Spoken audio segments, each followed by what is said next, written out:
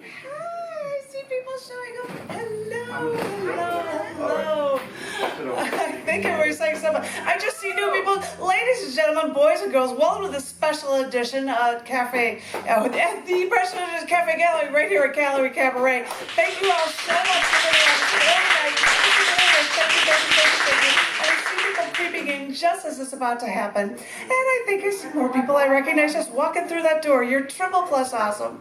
I have done in the past book releases from CyberWit that have released books of mine. 2 years ago was Shattering the Glass Ceiling. Last year, a lot of post-Roe v. Wade stuff that's in the first half of this book, Testament. But the newest book that has come out from them is titled The Universe is in Your Hands. The cool thing about this one is that it has poems literally from around the planet. It goes around the planet. It covers oceans even. It covers Antarctica. It covers Alaska. And it's fun because you can even look through an index. Hey, I want a poem about, hey, Jupiter, because there's something about the beginning and end of the universe in this thing. And they have just come out and they are available now. They all cost online $15 and $20, but I've got copies for $10. I'll lose money because I paid more for it, but I will give them to you for only $10 if anybody would like a copy in their hands right now here today. But I got a whistle for that one. But I would like to share with you before I hand it over to our usual open mic host here for poetry at the Gallery Cabaret, Wes Hine. I'm going to read with you one poem that represents Chicago. I personally love this poem because it's just me and I'm just a child that way. I really love it. And I'm going to read it wherever I go here for this week while I'm still in town. But it is titled Big Brother, or Biggest Shoulders. Big Shoulders. This was her home. This poet went to Carl Sandburg High.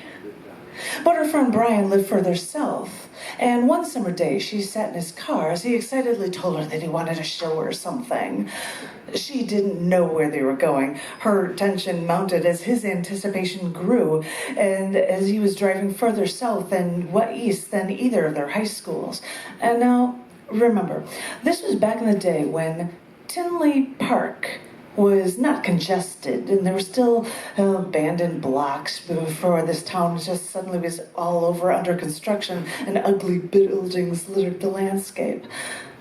Brian finally pulled over, told her to get out of the car, and they walked through the gravel until trees cleared at one small spot along the horizon. He stopped. "Stop!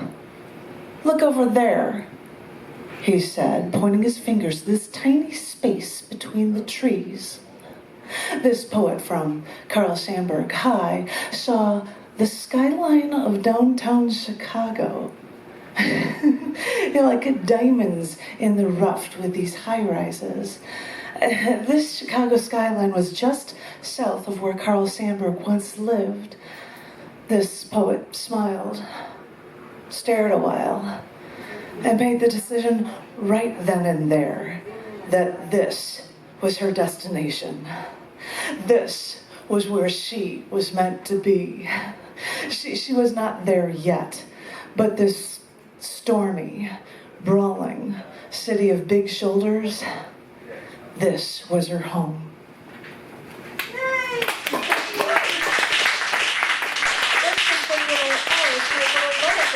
I love you guys. Wesley's going to go around and do open mics, and I'm going to butt in every once in a while just to read a poem or two before the features at the end of the night because this ends at 8:30, so